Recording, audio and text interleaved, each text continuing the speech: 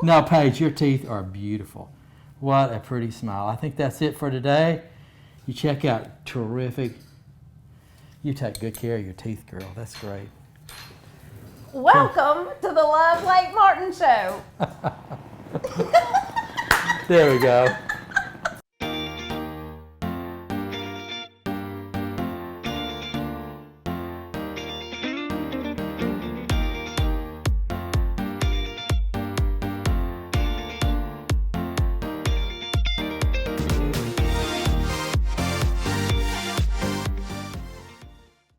Hey everybody, this is Trey with Crew Lending. We are a division of Goldwater Bank, which enables us to have a lot of flexibility with programs, with things that help people that are coming from Georgia to buy from the lake, Tennessee, Alabama, Mississippi, Louisiana. Call me today. I would love to go over your specific situation, and in 15 or 20 minutes, we can have you pre-approved and out looking for your dream home at Lake Martin. We have with us Lake Martin native and world-renowned famous person, Dr. George Hardy.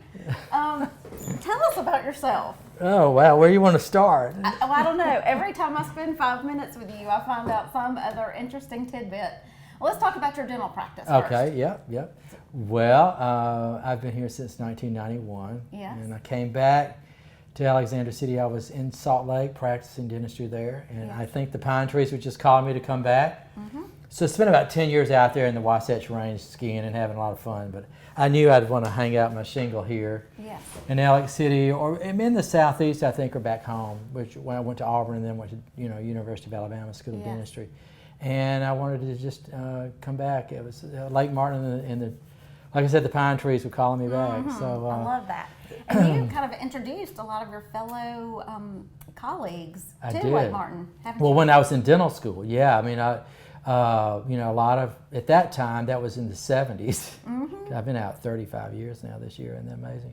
Mm-hmm. A lot of my friends now have places on Lake Martin because I introduced them to Lake Martin. We'd come down and ski, and I can think about 10 people now that have places in Lake Martin from my dental class, or from that area, Well, thank you for being such an ambassador. Oh, yeah. To our area. Oh, shoot, yeah. I mean, it's a hidden paradise. Well, too many people know about it, but Right. Yeah. Well, he has a really good looking practice. It's so interesting. It's a historic home in downtown Alex City. How did you find the property? Well, actually, this is cool. This house that is next to the library here in Alex City on Church Street was built here in 23. But actually, this house and the house next door, it's kind of cool. The history about it is my dad, who's 96, can tell this story. But both the houses where Lake Martin is, just off of Young's Island and Wicker Point, where right near the river where it was then. Dad even remembers when the river. You should interview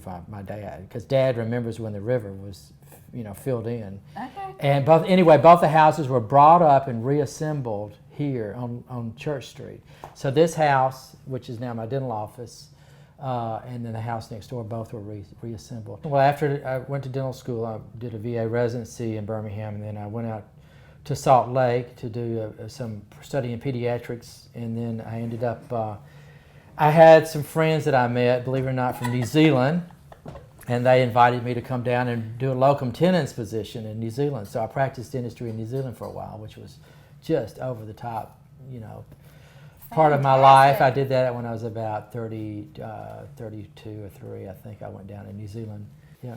Okay, you do this fun thing every year at the infamous Alexander City Christmas Parade. I do. What do you 26th do? year.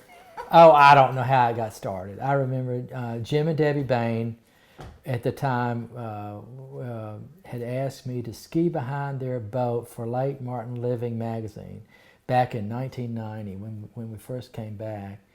And they had me skiing, and that was the first year I was a water skier behind their ski nautique. And anyway, from that it led to a different character every year, and I did it on rollerblades. Yes. And every year I've been, golly, I can go through the whole thing and tell you how many things I've been. You know, and I've got some good pictures. This last year I was a disco Yes. dancer, Yes. you know, It with was live disco music. Fantastic. It had a huge disco ball blaring 80s music. Yeah, yeah. Huge afro wig just back Oh there. yeah, roller we skating. won. It We've was won fantastic. first place in business. We did this year and last year. Yeah, It's really I've got cool. a real creative dental team that works with me, and we throw it together. You know, Paige, it's fun. So. Good morning, Lake Martin loves Lake Martin. Welcome to 134 Willow Lane, behind the gates in sought after Willow Point. Once you pull into the fantastic circular drive, you will find one of the 3 major renovations that the sellers made to this home. It is an expansive entrance with wooden walls, surround sound, recessed lights, and gorgeous hardwood floors. How sweet is this bedroom on the guest wing of my listing? Fantastic 2 double beds in this very large guest bedroom, a bay window that overlooks a gorgeous landscaped roadside yard, fun, light, airy color palette, and plush carpet. Welcome to my favorite part of the entire home. This is a lovely, state-of-the-art teen suite or in-law apartment over the 2-car garage. Tell me you wouldn't love to have a spend-the-night party here if you were a college student or a teenager, or what a fun place for a girls' getaway weekend. Check it out, PaigePatterson.com, and always Love Lake Martin on Facebook. Hi, my name is Leah Benton, and I'm going to teach you today how to make Lake Martin hot chocolate. You need 4 cups of milk, 1/2 cup of sugar. You need 1/4 cup of good quality cocoa, 1.5 cups of miniature marshmallows, and you need 1 teaspoon of vanilla extract.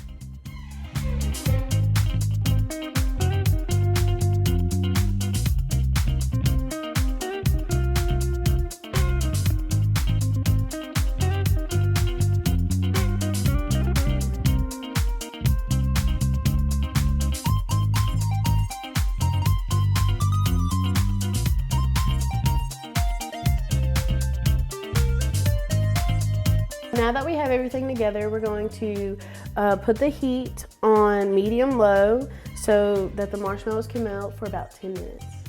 All right, our marshmallows are done now, so it's time to pour it in our Lake Martin cup and serve some nice hot chocolate.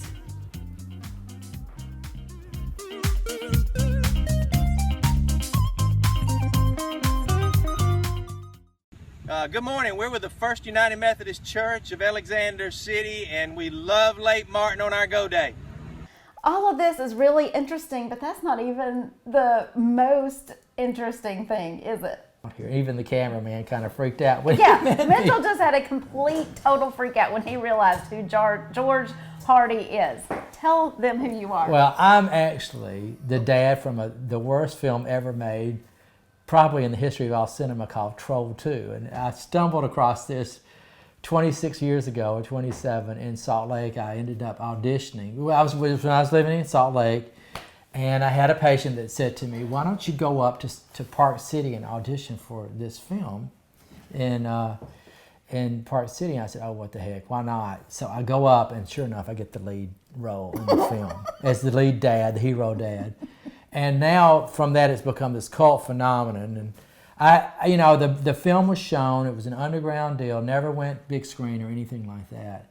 Until fast forward from 89 to 17 years later, in 2006, I get a phone call out of the blue. Now, mind you, my Troll 2 copy, a VHS copy, had fallen behind the big, thick TV that we had. And I can remember my kids watching. And the first 4 or 5 minutes, I just went, "Oh, I can never watch this film." So I never watched Troll 2 ever. I mean, I never even would put it through the VHS copy because it was so bad. The first few scenes, I was just going, "Oh my gosh, I can't believe this is happening." So the bottom line is, I get a phone call in 2006 from a kid from Furman doing a radio documentary on Troll 2, and I didn't even, Did you think it was a joke? Yeah, I thought it was a joke. I said, "What are you talking about?" He says, "Well, if you go check out MySpace," and this is pre-Facebook and social media. That was a coined term. Nobody even knew what that meant. And it was on MySpace, and he said, check out MySpace, and if you don't believe me, go to IMDb. So at that time, I Googled it, and sure enough, Troll 2 was the number one out of the bottom 100 of all the millions of movies. It was number one. It's the worst film ever made. That is so I went, awesome. oh my God, there is something to this. So I scrolled down, it just happenstance. It was April the 11th, 2006. And I scrolled down to the bottom of the page. And it's one of those things where you just kind of, well, I'll scroll a little bit more and I'll just keep scrolling until maybe it ends. So I go to the very end and it says forum at the bottom of it. And so I went into the forum and it said, believe it or not, this is godsend. It said, first Trolls 2 screening on the big screen ever in the United States. Party and screening, all cast members invited, April the 13th, 2006. So that's 2 days from the 11th, of which I scrolled down and found this news. And I said, I got to do this. I got to go back. Yes. So I hopped on a plane the next day. I canceled my Thursday. It was a Thursday night, and I canceled it. And I flew out to Salt Lake. And I get there late, and I go in this dark room, and all these BYU students are in there. And the lights come on, and I get bombarded by all these people wanting my autograph. I'm just going, what in the world? And then I see a lot of the cast members who I have not seen in 17 years. And the one I really wanted to see was my 10-year-old on-screen son, Michael Stevenson. So sure enough, I ended up catching up with Michael, and Michael says, George, there's a huge, parties about Troll 2 and all this. So Michael and I decided to with our organically put together a documentary called Best Worst Movie, which was really cool because it was the number one. It was a premiere for movie for Sidewalk Film Festival in 2010, which was really cool because about 2,300 people showed up at the Alabama Theater and watched Best Worst Movie, of which featured Worst movie. Yeah, Best Worst Movie, which featured Lake Martin, the Lake Martin area, and had about 25 people from Alex City in the documentary. So it was really meaningful for me to be able to, promote this area through the documentary and all, and then just tell the story. And I was a vehicle to tell the story about what happened to me as a dentist, and then this cult movie star from the film. I wouldn't call it a movie star, but it's really great. But it's led me all over the world. The documentary we made took about 3 years to make it, and it was filmed in 28 cities and 8 countries, which was a great ride. I don't know how in the world I did it now, back in 2010.